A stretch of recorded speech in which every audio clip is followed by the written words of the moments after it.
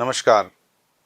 राजस्थान प्रशासनिक सेवा के भावी अधिकारियों का हार्दिक अभिनंदन, स्वागत। आज हम जो बात करने वाले हैं, जो चर्चा करने वाले हैं, मिल बैठ करके वो चर्चा करने वाले हैं मुख्य परीक्षा जो आरएएस भर्ती परीक्षा में होती है उसमें हिंदी विषय को लेकर के। क्योंकि मुख्य परीक्षा में 4 प्रश्न पत्र होते हैं। तीनों प्रश्न पत्र पहले जो हैं वो सामान्य ज्ञान से और अन्य विषयों से संबंधित हैं, और इसका जो चौथा प्रश्न पत्र है, फोर्थ पेपर, वो लैंग्वेज से रिलेटेड है, जिसमें हिंदी और अंग्रेजी इन दोनों का भारांक जोड़ा जाता है। हिंदी 120 नंबर की और 80 नंबर का उन्होंने पाठ्यक्रम के अनुरूप अंग्रेजी को दिया हुआ है। आज इस सत्र में हम जो बात करेंगे आरएएस मुख्य परीक्षा को लेकर के, हिंदी विषय को लेकर के, उसमें ये पहला सत्र है। और पहले सत्र में हमने निर्धारित किया है कि हम चर्चा करें आपसे सिलेबस और वेटेज को लेकर के, यानी कि किस भाग का कितना भारांक है और पाठ्यक्रम हमसे क्या डिमांड करता है। सामान्य रूप से यदि हम विगत वर्षों के अनुभव को देखें, पुराने प्रतियोगियों के परिणाम को देखें, तो हम ये पाएंगे कि कहीं ना कहीं एक बहुत बड़ा योगदान हिंदी को लेकर के और विद्यार्थियों का, प्रतियोगियों का रहा है परिणाम पर। क्योंकि यहाँ पर बेसिकली हम शुरुआत से लेकर के और आज जहाँ जिस स्थिति में हैं वहाँ तक का पूरा आकलन करें तो ये पाएंगे कि यह भाषा है, और भाषा का ज्ञान केवल और केवल ज्ञान के स्तर पर लेना और उसे परीक्षा में प्रेजेंट करना, एग्जाम में उसको परफॉर्म करना, इन दोनों में बहुत बड़ा अंतर है। यानी एक विद्यार्थी होकर के घर पर उसका अध्ययन करना और परीक्षा अनुरूप जो हमसे डिमांड की जा रही है उसको प्रेजेंट कर देना, इनमें बहुत अंतर है। और इस अंतर को जो प्रतियोगी जब समझ जाता है, मानिए कि उसकी रैंक में, उसके प्राप्तांकों में बहुत बड़ा अंतर आ जाता है। आप में से बहुत सारे साथी ऐसे होंगे जिन्होंने इसको स्वानुभूत किया होगा, महसूस किया होगा अपने स्तर पर। परंतु यहाँ पर हम जो चर्चा कर रहे हैं उसका सीधा सा उद्देश्य ये, यदि बेसिकली आरएएस मुख्य परीक्षा की तैयारी करने वाले प्रत्येक अभ्यर्थी को समय रहते इन बातों पर, पाठ्यक्रम के इन बिंदुओं पर इस तरह से विचार कर लिया जाए, तो जब परिणाम आएगा तो वो बड़ा मंगलकारी होगा, वो बड़ा सुखद होगा, और हम जिस स्वप्न को लेकर के चल पड़े हैं इस रास्ते पर वो जरूर से जरूर पूरा होगा। आप में से कोई भी अभ्यर्थी ऐसा नहीं है जो ये चाहता हो कि मैं प्रॉपर आरएएस ना बनूं या आरपीएस ना बनूं। हर अभ्यर्थी का अपना एक अलग ड्रीम है पोस्ट को लेकर के, और राजस्थान प्रशासनिक सेवा की जो तैयारी करने वाले अभ्यर्थी हैं उनमें तो विशेष रूप से ये होता है कि मुझे ये बनना है। और प्रशासनिक जो पूरी व्यवस्था है उसमें अहम योगदान इन अधिकारियों का रहता है, इसकी भी हमें बखूबी जानकारी है। और आपके विभिन्न प्रश्न पत्र जो भाषा को छोड़ दें, चौथे प्रश्न पत्र को, तो इसको आप पढ़ते भी हैं पवेड के रूप में, लोक प्रशासन के रूप में, सामान्य राज्य व्यवस्था के रूप में, इन तमाम बातों की जानकारी आपको है। फिलहाल हम जो चर्चा करेंगे आज इस सत्र में, पुनः दोहरान कर रहा हूं इस बात का, हम करेंगे हिंदी को लेकर के। जो 200 अंकों का चौथा पेपर आपका होता है उसमें से 120 बहुत बड़ा एक हिस्सा, बहुत बड़ा एक भाग कवर करता है हिंदी विषय अपने आप में। तो यहां पर आप समझें बात को। सबसे पहले तो ये आपकी जानकारी में होना चाहिए प्रत्येक अभ्यर्थी की में कि हिंदी एक भाषा है, और भाषा आप 1 महीने, 2 महीने या फिर कहें कि 6 महीने में इतनी परिपक्व अवस्था में प्राप्त नहीं कर सकते उसका ज्ञान कि जो आपका प्रश्न पत्र का स्तर आपसे चाहता है। तो फिर क्या इसमें नंबर हमेशा ही कम आएंगे? नहीं, ऐसा बिल्कुल भी नहीं है। क्योंकि हम भाषा के स्तर पर उस भाषा को पढ़ रहे हैं, उस भाषा को हमने चुना है कि जो हमारे परिवेश की भाषा रही है, जिसमें हम पले बढ़े हैं।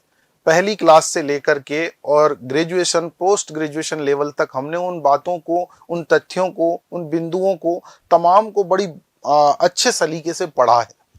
और अब जब बारी आई है उसको प्रेजेंट करने की, उन्हीं के बारे में प्रश्नों के जवाब देने की, तो कहीं ना कहीं वो हमारे नियमित हिस्सा नहीं रहे पढ़ाई का। जैसे किसी का साइंस स्ट्रीम रहा, किसी ने इंजीनियरिंग सेक्टर को चुन लिया, किसी ने मेडिकल को चुन लिया और किसी ने कॉमर्स को चुन लिया। मान लेते हैं आर्ट्स फैकल्टीज वाले जो अभ्यर्थी हैं उनके लिए तो फिर भी हिंदी एक विषय है, तो उन्होंने साहित्य पढ़ा होगा और थोड़ी बहुत जानकारी उनको इस स्तर पर हो सकती है कि उन्होंने सामान्य हिंदी को भी पढ़ लिया हो। लेकिन हम सभी प्रतियोगियों को ध्यान में रखते हुए बात करें कि विश्व की एकमात्र समृद्ध भाषा है हिंदी, और यहां समृद्ध भाषा से आशय क्या है कि इस भाषा का अपना एक ऐसा गुण है कि इसमें किसी भी भाषा के शब्द का प्रयोग कर दिया जाए, लेकिन बात को समझने में, उसको प्रस्तुत करने में किसी प्रकार की कोई रोक टोक, किसी प्रकार की कोई बाधा, कोई अड़चन किसी को ही नहीं आती। वक्ता और श्रोता दोनों को ही नहीं आती, पाठक को भी नहीं आती तो लेखक को भी नहीं आती। और आप लोग, हम लोग इस बात को बखूबी जानते हैं, आज तक हम महसूस कर रहे हैं कि हिंदी के अध्ययन के दौरान, पठन पाठन के दौरान हम बहुत सारे ऐसे शब्दावली पढ़ते हैं जो वास्तव में तत्सम शब्दावली से संबंधित नहीं है, बावजूद इसके कहीं टूटन पैदा नहीं होती, वो बातें हमारे समझ में आती हैं। तो आप यह बात जरूर से जरूर आत्मसात करें इस सत्र के दौरान ही, आज के इस पूरे क्लास को देखने के बाद, कि हम लोग हिंदी को लेकर के जो तनाव महसूस करते हैं वो तनाव आपको नहीं होना चाहिए। हमारे पास शब्दावली है और नहीं है तो उसको हम गेन करेंगे, प्राप्त कर लेंगे, परंतु आवश्यकता इस बात की है कि पाठ्यक्रम जो आपसे डिमांड करता है, विगत वर्षों के प्रश्न पत्रों के अनुभव आपसे जो मांग करते हैं, उसके अनुरूप क्या आपने तैयारी कर ली है अपनी? नहीं करी है तो अब शुरुआत कर दीजिए। मैं आशा करूंगा कि आप लोग इस बात को, इस भावना को समझ पा रहे हैं कि हम चर्चा किस विषय पर करने जा रहे हैं। हिंदी आरएएस मुख्य परीक्षा में जितने बिंदुओं के साथ समाविष्ट की गई है 120 अंकों को लेकर के, उसको 3 बड़े भागों में बांटा गया है। और ये 3 बड़े भाग किस प्रकार से विभाजित हैं बिंदुओं के अंतर्गत, इस पर हम चर्चा करते हैं। प्रत्येक बिंदु का अपना एक अलग भारांक, वेटेज अंकों का वो अलग है। तो एक स्ट्रेटजी, एक सही रणनीति के साथ यदि हम हिंदी को तैयार करेंगे तो मैं ये कहूंगा कि काफी अच्छी वृद्धि हमारे अंकों में हो सकती है, और उसका गुणात्मक परिणाम, अंतिम परिणाम जो हमारा आता है, उसमें आप देख पाएंगे और महसूस कर पाएंगे। अभी तक जितने परिणाम आए हैं, मैं आगे चल करके आप लोगों के साथ ये बातें शेयर करूंगा, आपको बताने की कोशिश करूंगा कि किस प्रकार से अभ्यर्थियों ने अपनी भाषा के इस पेपर को सॉलिड कर लिया है, और उन्होंने जहां वो बहुत अंतिम पायदान पर थे सिलेक्शन की लिस्ट में, वहां से ऊपर उठ करके उस ड्रीम को पूरा कर पाए हैं जिसके लिए उन्होंने ये प्रयास शुरू किया था। तो आइए अब यहां से हम शुरुआत करते हैं कि 3 बड़े जो भाग हैं उनमें किस प्रकार से बिंदुओं को दिया गया है और कितना कितना उनका अंक भार है। फिर इसके बाद अगले सेशन में हम लेकर के चलेंगे कि उसकी तैयारी कैसे करें। तो अभी फिलहाल पूरे पाठ्यक्रम को लेकर के ये बात हम करने वाले हैं। सबसे पहले देखिए, आप यह जान लें कि आरएएस मुख्य परीक्षा का जो पाठ्यक्रम है वो मुख्य रूप से 3 भागों में है। सामान्य हिंदी,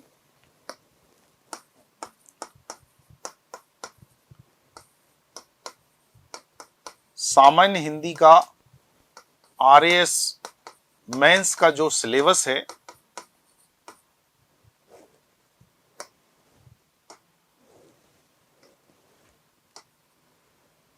ये मुख्य रूप से 3 भागों में विभक्त है। और कौन कौन से हैं वो 3 भाग देखिए। हो सकता है आपकी जानकारी में ये बातें पहले से हों, लेकिन बावजूद इसके ये पहला सेशन है हिंदी को लेकर के, तो ये बातें आपको बताई जाना अनिवार्य है। भाग अ,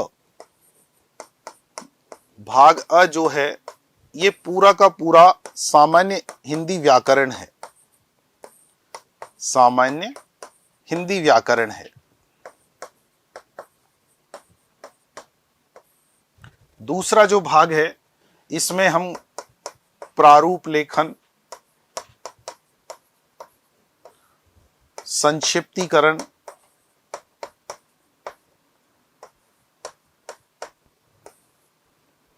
पल्लवन और अन्य बिंदु, अभी उनका देखते हैं विस्तार से। ये इसका भाग व है ना। इसके बाद में भाग स है इसका निबंध को लेकर के, निबंध को लेकर के। और ये जो पूरा का पूरा मामला है ना, फोर्थ पेपर में है और हिंदी के साथ अंग्रेजी भी है। यहां पर हिंदी 120 की है, यानी 120 नंबर के प्रश्न हिंदी से पूछे जाने हैं और 80 नंबर के अंग्रेजी के। इस प्रकार से ये पूरा का पूरा जो फोर्थ पेपर है ये 200 अंकों का है। ये वाली जानकारी आपके पास है और नहीं है तो बातों को समझ पा रहे हैं आप।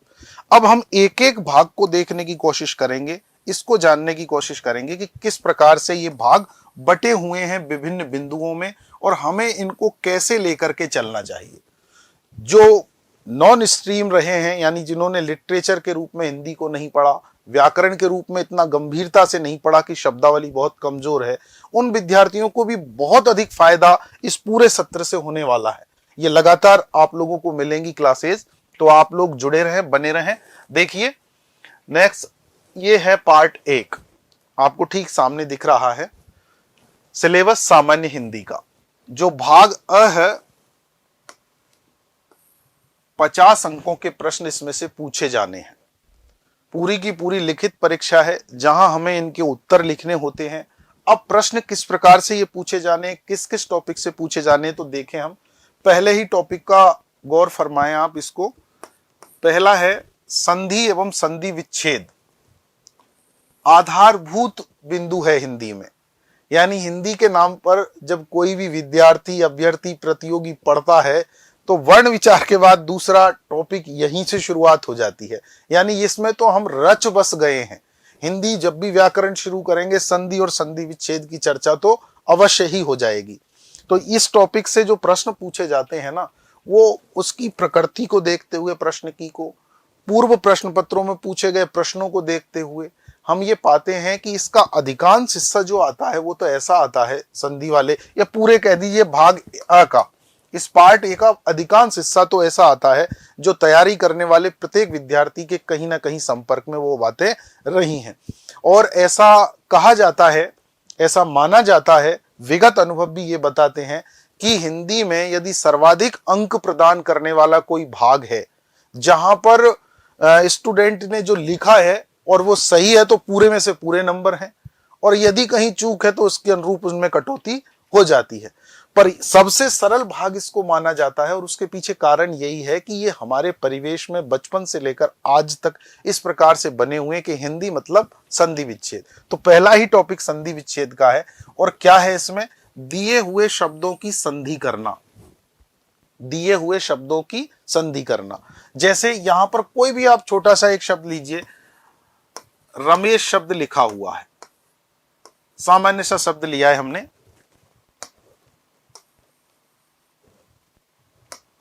रमेश शब्द लिखा हुआ है। प्रश्न में हमसे क्या पूछा जाएगा इसको देकर के? दिए हुए शब्द की संधि करना और संधि विच्छेद करना। अब यहां तो हमें विच्छेद करना है और एक ऐसा ही दूसरा शब्द और ले लेते हैं हम, जैसे हमने ले लिया हिमालय, हिमालय शब्द। ठीक है, ये दो शब्द हमारे पास इस तरह से हो गए कि इनके विच्छेद हमें करने हैं।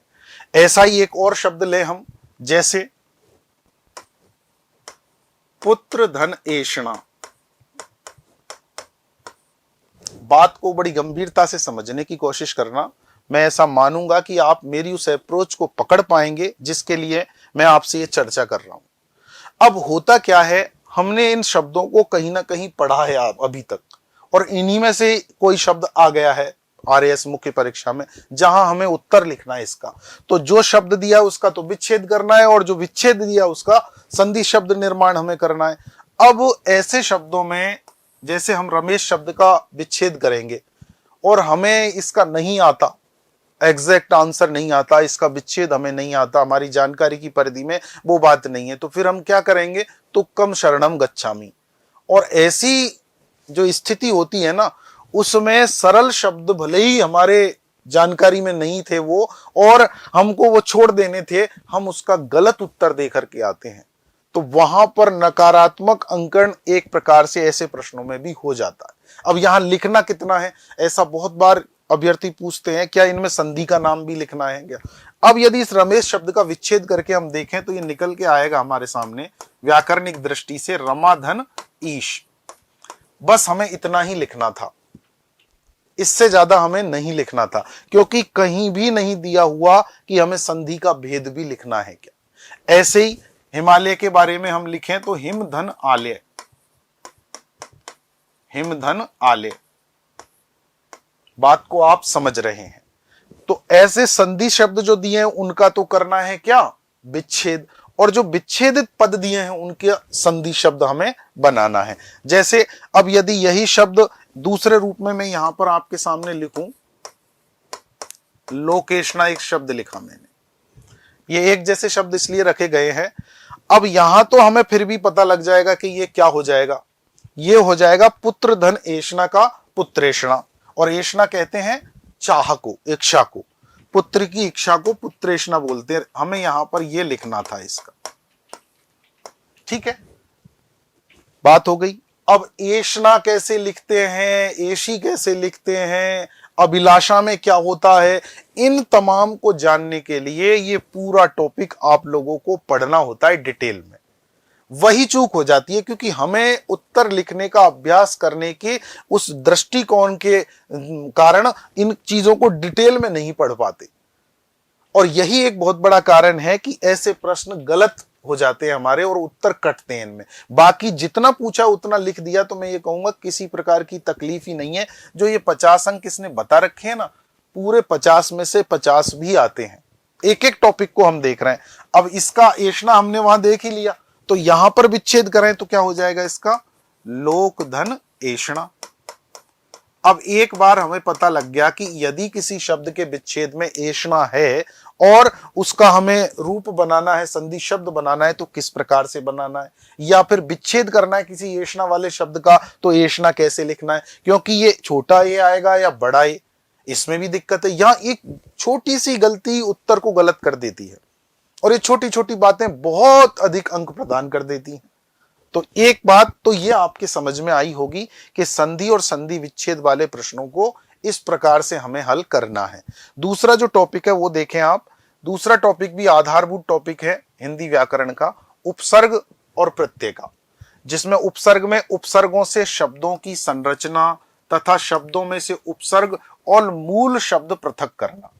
यानी कोई शब्द दे दिया है, उपसर्ग दे करके और कह रहे हैं कि उस उपसर्ग से शब्द बनाने हैं दो, और कोई शब्द दे दिया उससे कह रहे हैं इसमें से उपसर्ग अलग कीजिए और मूल शब्द अलग कीजिए। तो इस प्रकार के प्रश्नों से भी हम लोगों को काफी अंक मिलते हैं, काफी अंक मिलते हैं। जैसे देखिए आप, एक शब्द दिया आपको पर्यावरण, एक शब्द दिया आपको पर्यावरण, और आपसे कहा जा रहा है ये दूसरा वाला भाग, शब्द से उपसर्ग और मूल शब्द पृथक करना है इसमें से, बतौर उदाहरण। अब मूल शब्द कैसे पृथक करेंगे, तो हम ये देखते हैं इसको संधि विच्छेद आधारभूत टॉपिक क्यों है, क्योंकि आगे चल करके प्रत्येक भाग में उन संधि और संधि विच्छेद के नियमों की, उन शब्दों की, उस पूरी शब्दावली की जानकारी हमें बहुत आवश्यक होती है। यहां पर देखें हम, तो ये हमारा याद किया हुआ, रटा हुआ, कुछ भी कह लीजिए, इस प्रकार से हमें ध्यान है कि इसका विच्छेद हो जाएगा परिधन आवरण। तो इस प्रकार से देखें आप, उपसर्ग भिन्न हो गया, अलग कर दिया हमने, मूल शब्द हमने अलग कर दिया। यद्यपि आगे चल के आवरण के भी टुकड़े करके हम और कर सकते हैं, इसमें से आ को निकाल करके आ अलग से उपसर्ग है, परंतु वो जानकारी में हो तभी करें। ऐसा ना हो कि आप और अधिक उपसर्ग निकालने के चक्कर में गलत गलत शब्द बनाते चले जाएं। विच्छेद या उपसर्ग और प्रत्यय को अलग करने के चक्कर में आप शब्दों के उत्तर गलत लिखते चले जाएं। तो ऐसी जानकारी हमें जरूर से जरूर ध्यान में रखनी है। ठीक वैसे के वैसे ही कोई उपसर्ग आपको दे दिया है, उस उपसर्ग से दो शब्द आपको बनाने हैं। कोई भी उपसर्ग XYZ, कोई भी उपसर्ग आपको दे दिया और उससे शब्दों का निर्माण करना है। ठीक वैसे ही प्रत्यय दे दिया, प्रत्यय से शब्द बनाना, और शब्दों में से मूल शब्द और प्रत्यय को पृथक करना, जिसको हम बोलते हैं ना प्रकृति और प्रत्यय। प्रकृति और प्रत्यय, भाई शब्द से पूर्व में जुड़ने वाले शब्दांश उपसर्ग, शब्द के बाद जुड़ने वाले शब्दांश प्रत्यय, नहीं क्या। तो प्रकृति होता है मूल शब्द, मूल शब्द को बोलते हैं प्रकृति। अब एक दूसरा इसमें जो तरीका है वो ये है कि प्रत्यय दे दिया और शब्द बनाओ। तो पहले क्या आ जाएगा, हमारे ठीक सामने हमें दिखाई देगा पहले प्रत्यय। अब उसके बाद सीधे सीधे हमें लिखना है दो शब्द उस प्रत्यय से बनाते हुए जिसके पीछे वो प्रत्यय आ जाए, बस शब्द के। जैसे आप तो बहुत सिंपल सा, बहुत बार आप लोगों ने पढ़ा, एक को ही ले लीजिए, एक प्रत्यय से कोई दो शब्द बनाइए तो आप बना देंगे, कोई दिक्कत नहीं है। भूत धन इक क्या बन जाएगा, भौतिक। जब डिटेल में पढ़ते हैं ना इनका, तो विस्तार में पढ़ने के दौरान बहुत अधिक अभ्यास हो जाता है कि प्रथम स्वर को कैसे गुण वृद्धि दीर्घ होगा। ये सारी बातें आरएएस के अभ्यर्थी के लिए ऐसी हैं कि जैसे हमें इनसे क्या लेना, हमें तो सीधा बात बताइए आप। तो सीधी बात बताने का मतलब है कि शब्द तो आपके दृष्टिकोण में आना ही चाहिए, आपकी स्मृति में शब्द तो आना ही चाहिए। बिना शब्द आए उसका बिना इमेजिनेशन हुए। अब इमेजिनेशन मुख्य रूप से तैयारी के दौरान हमारा दो प्रकार से बनता है, या तो चाक्षुष बिंब, दृश्य बिंब बनेगा उसका कि उस शब्द को हमने देखा है और जैसा देखा वैसा का वैसा इमेजिनेशन हमारे हो गया। दूसरा बनता है सुनने का, श्रवण बिंब। तो ये दोनों के दोनों इमेजिनेशन हमारे बहुत काम आते हैं परीक्षा कक्ष के दौरान। तो इस प्रकार से देख रहे हैं ना आप। अब आपको एक शब्द दे दिया जैसे लौकिक, या आपको शब्द दे दिया ऐतिहासिक, और कहा जा रहा है आपसे बहुत सिंपल से, बहुत सामान्य से शब्द लेकर के चर्चा कर रहे हैं हम। आपसे कहा जा रहा है ऐतिहासिक शब्द में से प्रत्यय को अलग कीजिए और मूल शब्द अलग कीजिए। ऐसे ही लौकिक के बारे में कहा जा रहा है कि प्रत्यय को अलग कीजिए और मूल शब्द अलग कीजिए। तो इनको जब तक हमने नहीं पढ़ा है, इनको जब तक हमने नहीं सुना है, हम क्या करेंगे, तुक्का लगाने की कोशिश करेंगे, क्या पता कहीं सही निकल जाए। और वो स्थिति हमें एक तरह से नेगेटिव मार्किंग की तरफ ले जाती है।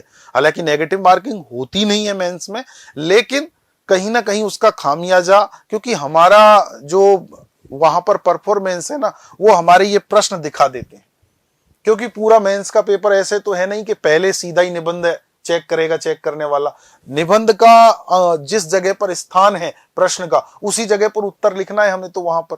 तो निबंध तक पहुंचते पहुंचते एक ऐसी अप्रोच पेपर उसकी चेक करने वाले की हो जाती है कि यार ये इसको ये छोटी छोटी चीजें नहीं पता, तो वो और बारीकी से चेक करने की कोशिश करता है।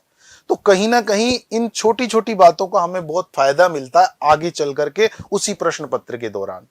अभी तो ये केवल और केवल सीधा सामान्य सा व्याकरण है जिसको बचपन से लेकर आज तक हमने पढ़ा है, संधि, उपसर्ग, प्रत्यय। तो ये तीसरा टॉपिक आपने देखा, दूसरा टॉपिक उपसर्ग था, तीसरा था प्रत्यय।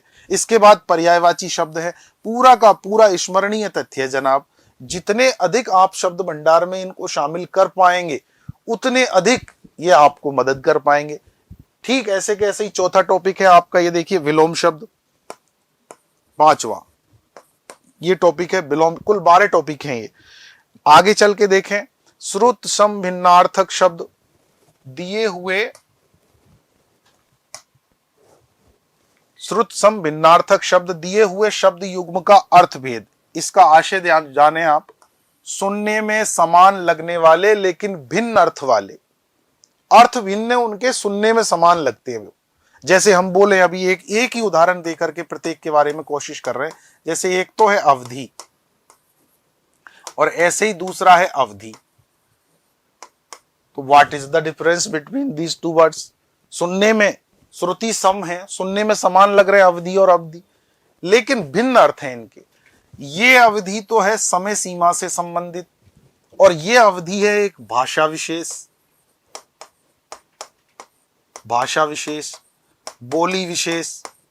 भाई साहित्य सृजन हुआ है इसमें, इसलिए भाषा बन गई है, लेकिन लंबे समय तक नहीं रह पाई उस पद पर, तो नीचे आकर के क्या बन गई है, वापस बोली बन गई है। अब अवधि एक बोली विशेष है, और जब हम मध्यकालीन हिंदी साहित्य का अध्ययन करते हैं तो हम पाते हैं वहां पर ये भाषा भी है।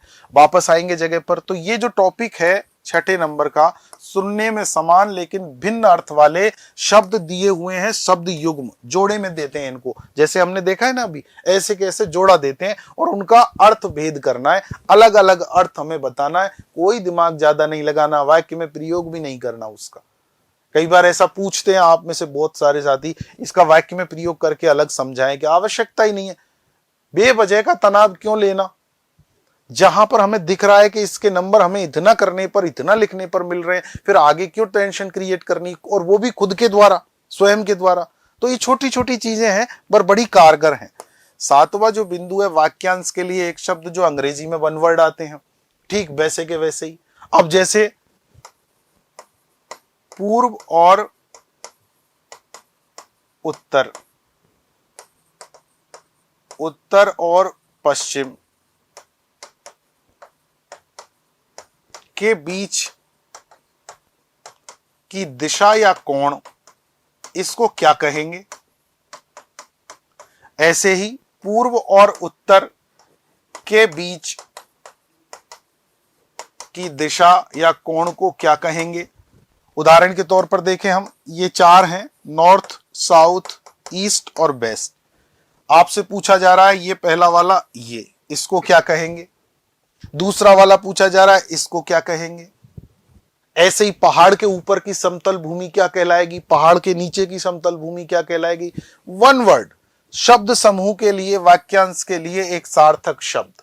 इन तमाम की जानकारी हमें पूरा का पूरा स्मरणीय बिंदु है, पूरा का पूरा याद करने वाला बिंदु है। उनको पढ़ना, उनको याद रखना, इसके लिए आपको बार बार पढ़ना और अभ्यास करना उनका, ये बेहद कारगर है। इसमें आगे बढ़ाएंगे। 8वें नंबर का बिंदु शब्द शुद्धि। जो हम शुद्ध बोलते हैं वही हम शुद्ध लिखते हैं।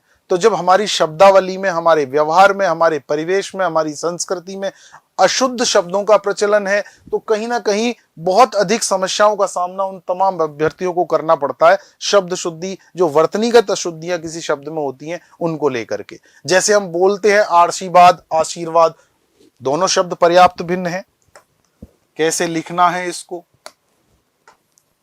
कैसे लिखना है देखिए। मे भी आप इन सबसे परिचित हो, ऐसा मैं नहीं कह रहा हूं कि आपकी जानकारी में ये नहीं होंगे, मैं तो केवल एक सामान्य सी चर्चा कर रहा हूं। अब इस आशीर्वाद को हम बोल तो सही रहे, लिख भी सही रहे, परंतु कई विद्यार्थी, कई अभ्यर्थी ऐसे भी होंगे, बोलेंगे आशीर्वाद और लिखने में वो लिखेंगे आशीर्वाद, आशीर्वाद। क्या लिखेंगे? आशीर्वाद। जबकि सामान्य सा नियम है, आधार का उच्चारण जहां होता है अगले वर्ण के शीर्ष पर जाता है, रेफ के जो नियम है।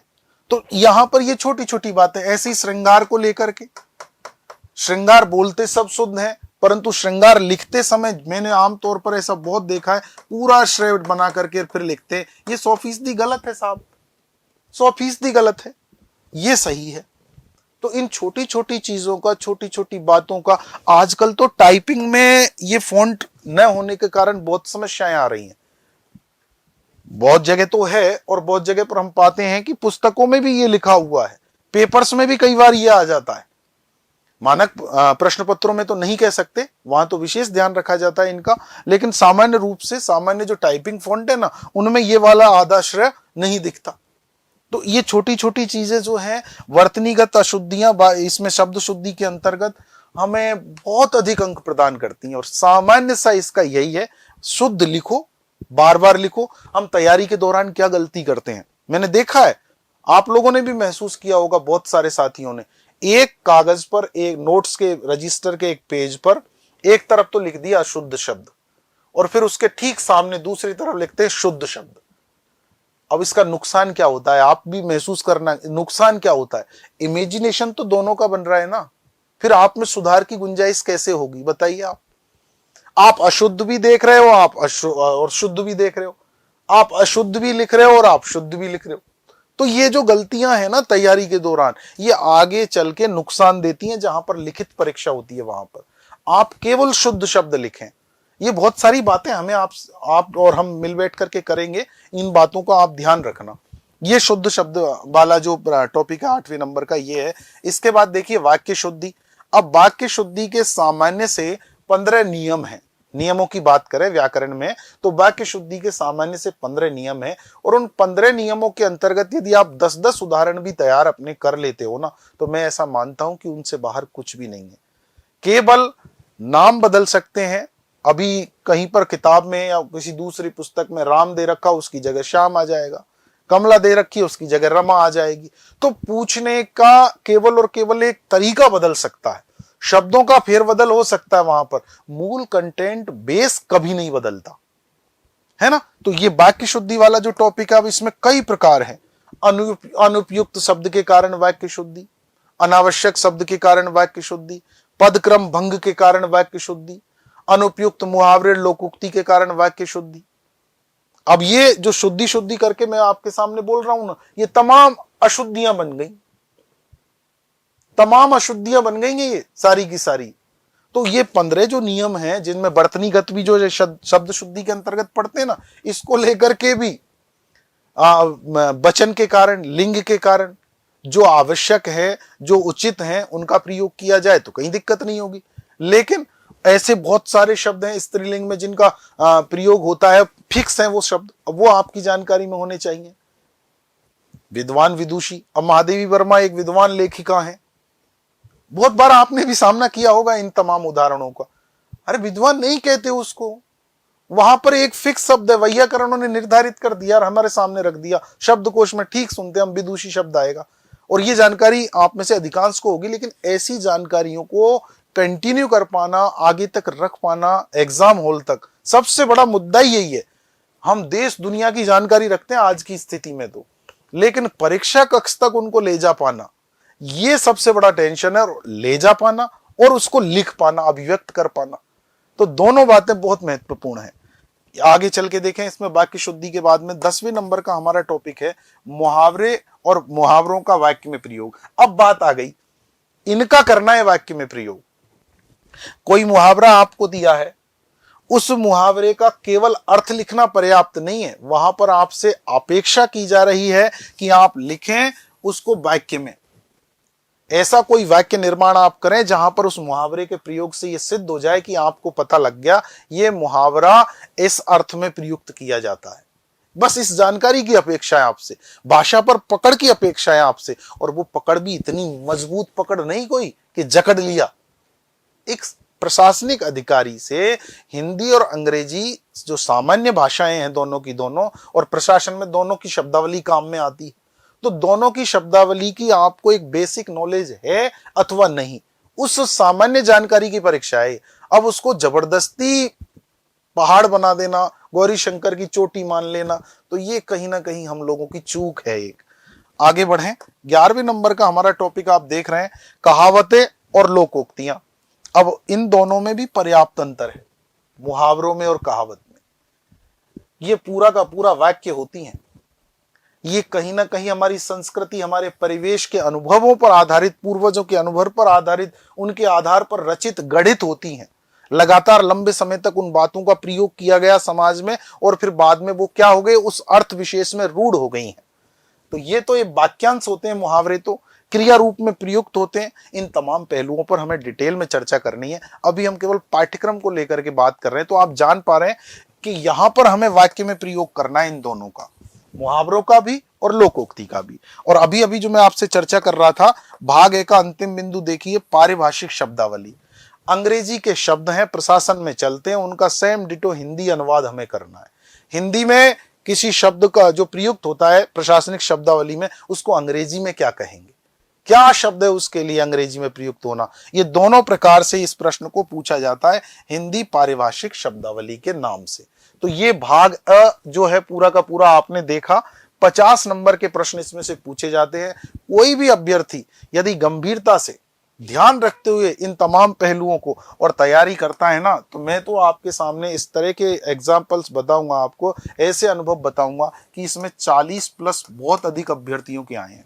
अब सोचिए आप, पहले भाग में 50 में से 40 प्लस ले आना, वो कहां पहुंचेगा मार्किंग में। बहुत अंकदायी भाग माना जाता है भाग 1 को, हिंदी में बहुत अंकदायी, लेकिन छोटी छोटी बातें, छोटी छोटी जो बिंदु हैं, उनका ध्यान रखा जाए तो, और उन्हीं की चूक हो गई हमसे, तैयारी के दौरान हो गई अथवा परीक्षा कक्ष में जब हम उत्तर लिख रहे हैं उस दौरान हो गई, तो दोनों ही जगह कहीं ना कहीं इसका नकारात्मक प्रभाव हमारे परिणाम पर पड़ता है। अब देखें दूसरा भाग इसका, भाग ब।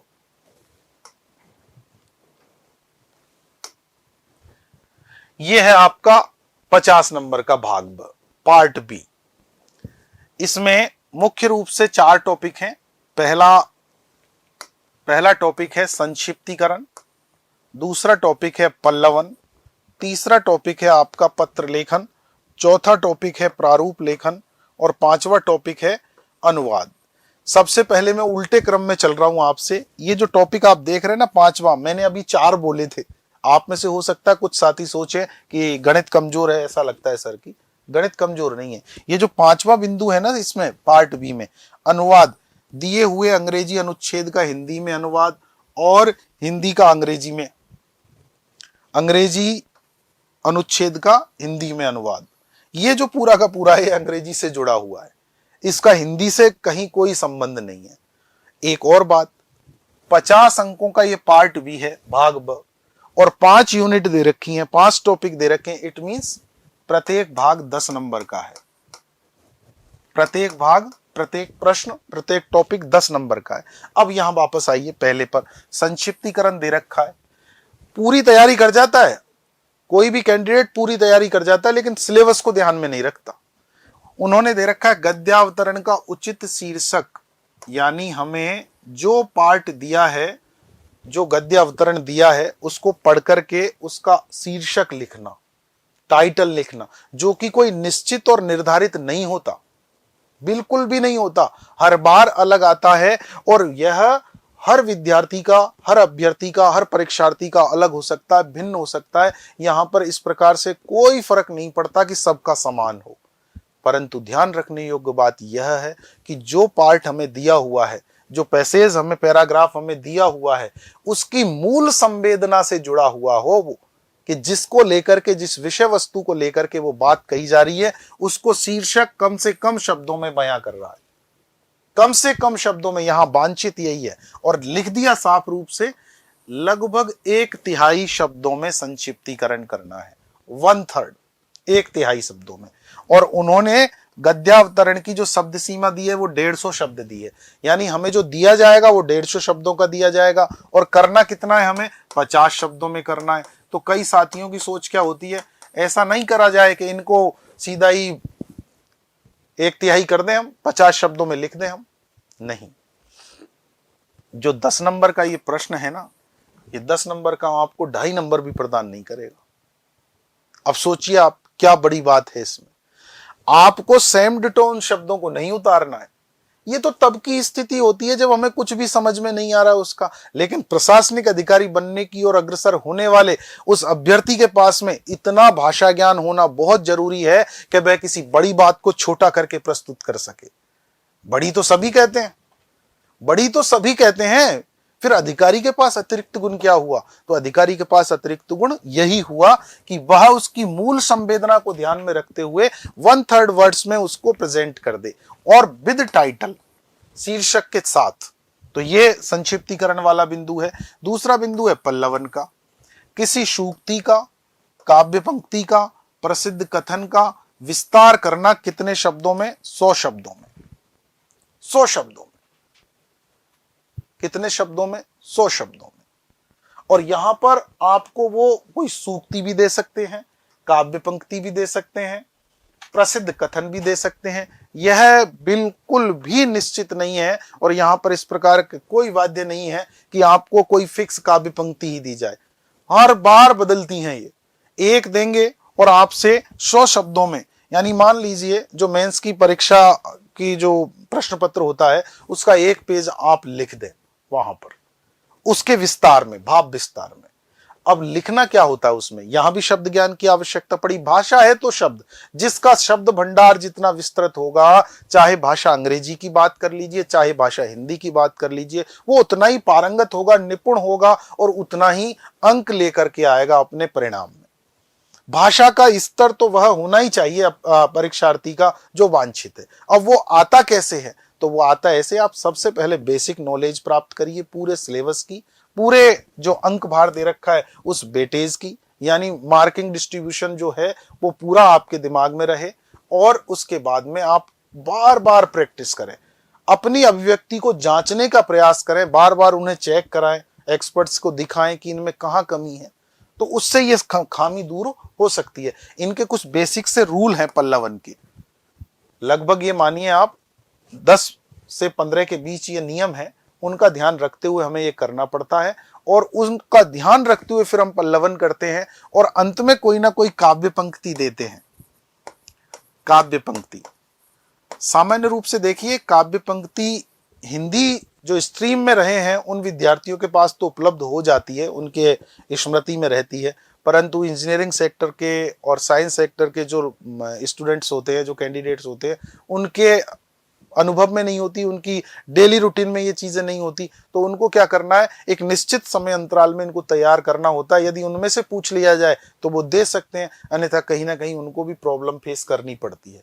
तो इसके लिए आप याद करिए, या तो फर्स्ट में जब आप स्टार्ट कर रहे हैं ना पल्लवन करना, वहां कोई ऐसी काव्य पंक्ति दीजिए जो उससे संबंधित हो, कहीं ना कहीं उससे कोई संबंध रखती हो, कोई नाता रिश्ता उस पंक्ति से हो, उस सूक्ति का, उस काव्य पंक्ति का जो प्रश्न में आपको दी हुई है। आप या उसको मिड में दीजिए या उसको लास्ट में दीजिए, एंड में दीजिए। ये 3 स्टेज होती हैं, कहीं भी दीजिए, लेकिन ऐसा नहीं कि आप से पूछा कुछ और जा रहा है और आप काव्य पंक्ति बोले, किसी ने हमें बताया कि काव्य पंक्ति लिखनी चाहिए तो हमने तो लिख दी, तो ऐसा नहीं होता। उसका कहीं ना कहीं कोई भाव संबंध, संपर्क, भाव संबंध, भाव साम्य जरूर से जरूर होना चाहिए। इसका फर्क पड़ता है, इसका प्रभाव पड़ता है हमारे अंकन पर, मार्किंग पर। अगला टॉपिक देखें हम, पत्र लेखन, जिसमें सामान्य कार्यालयी पत्र हैं, कार्यालय आदेश हैं, अर्धशासकीय पत्र हैं और अनुस्मारक हैं। यानी आप लोगों को कार्यालय पत्रों में भी मित्रों फिक्स करके दे दिया है, कतई तनाव नहीं लेना। एक कार्यालय से दूसरे कार्यालय को जो पत्र लिखे जाते हैं उन्हें कहते हैं कार्यालयी पत्र। सामान्य रूप से हम जानते हैं कि पत्र के 2 बड़े भाग होते हैं, एक तो पत्र को लिखने वाला और एक पत्र को प्राप्त करने वाला। अब इन दोनों पक्षों में से एक पक्ष कार्यालय हो, लेट्स रिपीट, एक पत्र लिखने वाला और एक पत्र प्राप्त करने वाला, इन दोनों पक्षों में से यदि एक पक्ष कार्यालय है तो वह पत्र क्या कहलाता है, कार्यालयी पत्र कहलाता है। अब इस कार्यालयी पत्र के बहुत सारे प्रकार हैं, लेकिन आप लोगों को बिल्कुल निश्चित करके दिया है, एक तो सामान्य कार्यालयी पत्र कोई भी हो सकता है वो, दूसरा कार्यालय आदेश, अर्धशासकीय पत्र, डेमी ऑफिशियल लेटर, और उसके बाद रिमाइंडर, अनुस्मारक। तो 1, 2, 3 और 4, ये 4 प्रकार के कार्यालयी पत्र आपको दिए हैं सिलेबस में। अब इनको लिखने के लिए कौन कौन सी आधारभूत जानकारी का होना आवश्यक है, यह आप लोगों को बहुत जरूरी होता है। जैसे किसी भी कार्यालयी पत्र में शीर्ष पर क्या लिखते हैं, उसके बाद क्या लिखते हैं, तो उसका एक क्रम होता है ना कि किसी भी कार्यालय पत्र में किस स्थान पर क्या लिखना चाहिए। जैसे हम जानते हैं सामान्य कार्यालयी पत्र में शीर्ष पर प्रेषक कार्यालय का नाम और पता होना चाहिए। प्रेषक कार्यालय का मतलब जिस कार्यालय से वो पत्र लिखा जा रहा है, भेजा जा रहा है, उस कार्यालय का नाम होना चाहिए और पता होना चाहिए। अब कई बार ऐसा हो जाता है, हम लोग गलती से समझ जाते हैं कि कार्यालय का नाम पूछ रहे हैं और वो उस पदाधिकारी के नाम से, जिसके नाम से, नाम नहीं पदनाम से वो कार्यालय जाना जाता है, उसका नाम लिख देते हैं।